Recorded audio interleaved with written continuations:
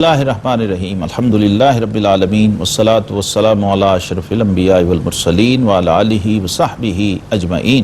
ناظرین محترم، سورہ الانعام اور 7واں پارہ، ہم اس کے نصف سے آگے تفسیری خلاصہ پیش کر رہے ہیں آپ کی خدمت میں۔ ارشاد باری تعالیٰ ہے انما یستجیب الذین یسمعون، مانتے تو وہی ہیں جو سنتے ہیں۔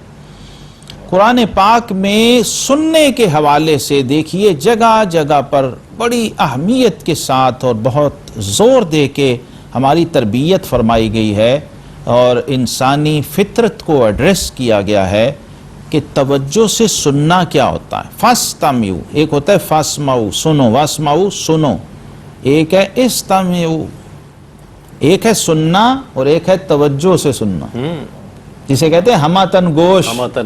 وہ اور ہے، قرآن کہہ رہا ہے ہماتن گوش ہو جاؤ، اور تقاضا بھی یہی ہے کیونکہ آپ کا خالق آپ سے مخاطب ہو رہا ہے۔ اللہ رب العالمین کسی کو مخاطب کر لے تو چھوٹا اعزاز نہیں ہے۔ جب یہ حقیقت ہم پہ عیاں ہوتی ہے تو پھر ہمیں قرآن کی حقیقت سمجھ آتی ہے کہ یہ کلام ہے، اور کلام کس کا ہے، اس کا متکلم کون ہے۔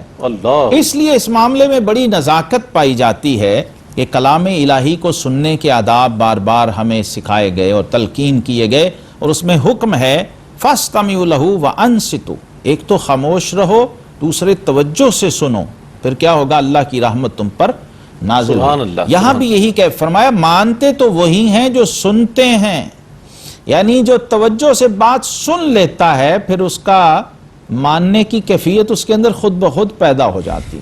ہمیں بھی یہ سیکھنا ہے کہ ہم کیسے توجہ سے سنیں بات کو، اور اس کو تعبیر کیا ہے قرآن نے زندگی اور موت کے ساتھ۔ بعض دفعہ ایسا ہوتا ہے بات ہو رہی ہوتی ہے لیکن سامنے ایسے لگ رہا ہوتا ہے زندہ نہیں مردہ لوگ بیٹھے ہوئے، اس لیے قرآن نے بار بار متوجہ کیا۔ تو ہمیں اپنے زندہ ہونے کا ثبوت دینا ہے اور بتانا ہے کہ ہم اہل ایمان ہیں۔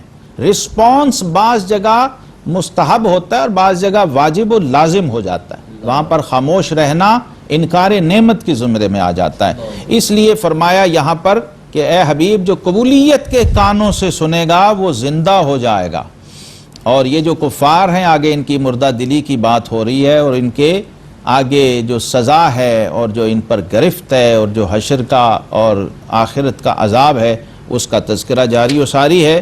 اور پھر دیکھیے اسی مضمون کو سورہ انعام کے اندر ایک بار پھر دہرایا گیا بڑی اہمیت سے، اگرچہ باقی پہلی اور صورتوں میں بھی یہ مضمون آیا ہے، حل یستوی الذین یعلمون والذین لا یعلمون، کیا جو علم والے ہیں اور جو لا علم ہیں وہ برابر ہیں؟ نہیں، یہ استفہام انکاری کے ساتھ آیا۔ اس طرح یہاں فرمایا کل حل یستوی الاعمی والبصیر، کیا اندھا اور بینا برابر ہو سکتے؟ آنکھوں والا اور اندھا برابر نہیں ہو سکتے۔ افلا تتفکرون، تو پھر کیا تم غور نہیں کرتے ہو، سمجھتے نہیں ہو؟ یہ بھی دعوت فکر ہے۔ اور پھر اللہ تبارک و تعالی نے حضور صلی اللہ تعالی وسلم کو خصوصی خطاب کیا ہے اور فرمایا حبیب یہ جو آپ کے فقراء صحابہ ہیں، اصحاب صفہ والے، جو صفہ پر بیٹھنے والے اصحاب صفہ ہیں، ان کی طرف خصوصی توجہ فرمائیے۔ آیت نمبر 52 میں انہیں جو اپنے رب کو پکارتے ہیں صبح و شام اور اس کے بدلے میں کچھ نہیں مانگتے، صرف اس کی رضا چاہتے ہیں۔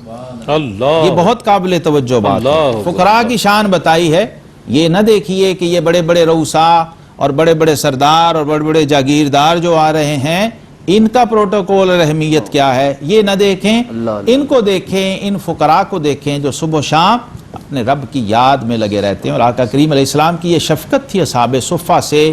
سیرت کی کتابوں میں لکھا ہے کہ آقا علیہ السلام اتنا کرم فرماتے کہ ان سے مسافہ فرماتے ہوئے کبھی بھی پہلے ہاتھ جدا نہیں کرتے۔ کیا بات ہے، سبحان اللہ۔ اور وہ جب بیٹھ جاتے تھے تو پھر آپ مجلس بھی برخاست نہیں کرتے تھے سبحان اللہ، جب تک وہ نہ چاہیں۔ باقی سب حضور سے اجازت لیتے تھے، اور حضور علیہ السلام ان اصحاب صفہ سے پوچھتے تھے کہ اچھا تم کہو تو اب مجلس برخاست کرتے۔ سبحان اللہ، ایسی شفقت فرمائی آقا علیہ السلام نے کہ آتا ہے فقیروں پہ انہیں پیار کچھ ایسا، خود بھیک دیں اور خود کہیں منگتے کا بھلا ہو۔ یہ شان کریمی آقا کریم علیہ السلام کی یہاں پر بیان کی گئی۔ اور علم غیب کا تذکرہ قرآن پاک میں آپ جانتے ہیں اللہ تبارک و تعالیٰ کی بہت بڑی صفت اور شان کے طور پر آتا ہے۔ یہاں پر بھی آیت 59 میں فرمایا اسی کے پاس ہیں غیب کی کنجیاں اور انہیں وہی جانتا ہے، اور جانتا ہے جو کچھ خشکی اور تری میں ہے، اور جو پتا گرتا ہے وہ اسے جانتا ہے، اور کوئی دانہ نہیں زمین کی اندھیریوں میں، اور نہ کوئی تر اور نہ خشک جو ایک روشن کتاب میں لکھا نہ ہو۔ ناظرین مکرم، قرآن پاک کی اصل جو لوح محفوظ پہ ہے وہاں سے یہ اترا ہے اللہ کے حکم سے، اور تدریجاً اترا ہے، اور تقریباً 23 سال کے اندر اترا ہے۔ یہ بھی قرآن کا معجزہ ہے، ورنہ کوئی کتاب اس طرح سے پہلے نازل نہیں ہوئی۔ پہلے تو بک شیپ میں ریڈی بک دی جاتی تھی، یہ لے لیجیے۔ یہ گویا 23 سال میں رب ذوالجلال نے اپنے حبیب سے مستقل کلام فرمایا ہے اور مسلسل کلام فرمایا ہے، اور اعلان نبوت سے لے کر لمحہ وصال تک رب اپنے حبیب سے مخاطب رہا ہے، اور دنیا کو قرآن مل گیا۔ سبحان اللہ۔ آقا علیہ الصلوۃ والسلام کی یہ شان ہے کہ اور کوئی غیب کیا تم سے نہاں ہو بھلا، جب خدا ہی نہ چھپا تم پہ کروڑوں درود۔ یاد رکھیں، غیب جب کہا جاتا ہے تو وہ ہماری نسبت سے ہوتا ہے، ورنہ اللہ کے لیے کوئی چیز غیب نہیں ہے۔ بے شک۔ جب علم غیب کی بات ہوتی ہے، عالم الغیب والشہادہ ہمارے لیے ہے، اللہ کے لیے سب شہادہ ہے۔ بے شک بے شک۔ تو یہ مسئلہ اگر ایک اشارہ سمجھ آ جائے تو یہ سارے جھگڑے ختم ہو جاتے ہیں۔ تو لوگ ذرا سا علم غیب کسی نبی کو مل جائے اور اللہ تبارک و تعالیٰ اپنے کسی بندے کو دے دے تو لوگ سمجھتے ہیں پتہ نہیں معاذ اللہ شرک ہو گیا۔ ایسا تصور نہیں ہے۔ اللہ رب العالمین جس کو چاہتا ہے، قرآن میں بار بار آتا ہے، الا من ارتضی من رسول، نے رسولوں میں سے جس سے راضی ہو جائے اسے عطا فرما دیتا ہے۔ وجہ کیا ہے؟ ولا رتم ولا یابس الا فی کتاب مبین، کوئی خشک و تر کی بات ایسی نہیں ہے سبحان اللہ، جو اس کتاب مبین میں، کتاب روشن میں موجود نہ ہو۔ اب مجھے بتائیے کہ یہ کتاب روشن کہاں ہے؟ قرآن خود ہی کہہ رہا ہے فَإِنَّهُ نَزَّلَهُ عَلَىٰ قَلْبِكَ، اے حبیب ہم نے یہ قرآن پورا کا پورا آپ کے قلب اطہر پہ نازل سبحان فرمایا۔ اللہ سبحان اللہ۔ جب پورا قرآن قلب اقدس مصطفیٰ میں ہوا اور ہر خشک و تر قرآن میں ہوا، قرآن میں ہوا۔ واہ واہ واہ۔ تو اسی فارمولے سے سمجھ آ گیا کہ ہر خشک و تر کا علم سینہ مصطفیٰ میں آ گیا۔ سبحان اللہ سبحان اللہ۔ جن کے شاگرد کہیں کہ میرے اونٹ کی رسی جنگل میں گم ہو جائے تو میں قرآن کھول کے ڈھونڈ لیتا ہوں۔ سیدنا عبداللہ بن عباس رضی اللہ عنہ 11 سالہ سٹوڈنٹ، جونیئر سٹوڈنٹ صفا یونیورسٹی کے، ان کی وسعت نظر یہ ہے تو خود معلم کائنات کی نگاہ کہاں جاتی ہو۔ سبحان اللہ۔ ناظرین مکرم، اللہ تبارک و تعالیٰ کی شان قدرت کا، اس کے قاہر ہونے کا اور اس کے قادر ہونے کا ذکر بھی قرآن پاک میں جگہ جگہ ہے۔ یا موت کے حوالے سے ایک مضمون آیا ہے سورہ الانعام آیت 61 میں کہ وہی غالب ہے اپنے بندوں پر اور تم پر نگہبان بھیجتا ہے۔ یہ جو کرامن کاتبین ہیں، ان علیکم لحافظین کرامن کاتبین، یہ تم پر نگہبان فرشتے مقرر ہیں اور مستقل مقرر ہیں ہر شخص کے ساتھ، ہر مومن کے ساتھ۔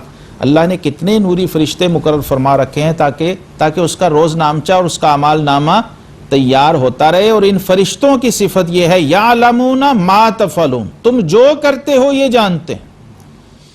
جب فرشتوں کے علم کی وسعت یہ ہے تو آپ سوچئے کہ امام الانبیاء والمرسلین صلی اللہ علیہ وسلم کے علم کی وسعت کا عالم کیا ہوگا۔ فَإِنَّ مِن جُودِكَ الدُّنْيَا وَذَرَّتَهَا اللہ اللہ۔ وَمِنْ عُلُومِكَ علم اللوح والقلم، امام بصیری فرماتے ہیں لوح و قلم کا علم بھی آپ کے علوم کا ایک جز ہے۔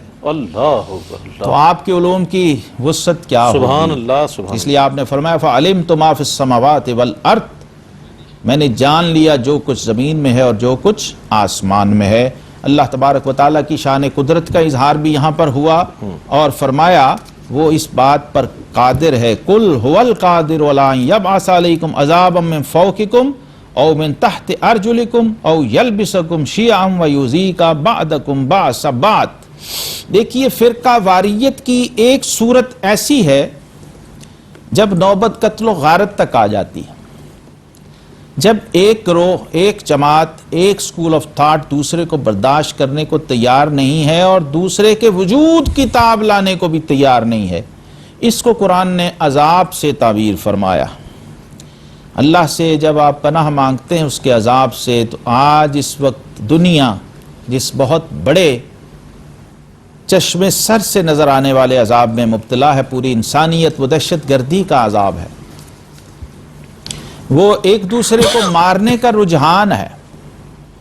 آپ دیکھتے ہیں دنیا میں جگہ جگہ انسان کو مارنے پہ تلا ہوا، مغرب مشرق پہ چڑھ دوڑا ہے، مشرق مغرب پہ چڑھ دوڑا ہے، اور رنگ، نسل، نسب، زبانیں اور مختلف قسم کے اسباب کی بنا پر ایک دوسرے کو قتل کیا جا رہا ہے، ایک دوسرے کو ملیا میٹ کیا جا رہا ہے، ظلم ہو رہے ہیں، تو کس طرح سے انسانیت کو پیسا جا رہا ہے اور اس کو پامال کیا جا رہا ہے، اس کی طرف اشارہ کیا ہے کہ انسان جب ذلت و پستی کی انتہا کو چلے جاتا ہے، بظاہر خود کو مہذب، سویلائزڈ اور بہت ہی ترقی یافتہ سمجھنے والا انسان جب ذہنی فکری پستی کا شکار ہوتا ہے اور تہذیبی پستی کا شکار ہوتا ہے تو پھر اس قسم کی کیفیت آ جاتی ہے۔ قرآن نے اس کی طرف اشارہ کیا ہے کہ عذاب کبھی اوپر سے آتا ہے، کبھی نیچے سے آتا ہے، اور کبھی مختلف گروہوں کی شکل میں تم لوگوں کو بانٹ دیا جاتا ہے، اور کیا ہوتا ہے کہ ایک دوسرے کو کاٹ کھاتے ہیں۔ وہ فرمایا انظر کیف نصرف الآیات لعلہم یفقہون، دیکھو ہم کیوں کر طرح طرح سے آیتیں بیان کرتے ہیں کہ تم اس کو سمجھ سکو۔ اتنے عظیم کلام کو تمہارے لیول پہ آ کے بیان کیا ہے تاکہ تم سمجھ سکو، ورنہ کہاں چہ نسبت خاک راب عالم پاک، کہاں خالق عین التراب ورب الارباب، کہاں مٹی مشت خاک اور کہاں خالق انوار۔ یہ بھی معجزہ ہے قرآن کا، وَلَقَدْ يَسَّرْنَا الْقُرْآنَ لِلذِّكْرِ فَهَلْ مِن مُدَّكِرٍ۔ اللہ رب العزت ہمیں کلام پاک کا فہم، شعور اور ادراک نصیب فرمائے۔ آخر دعوانا ان الحمد للہ رب العالمین۔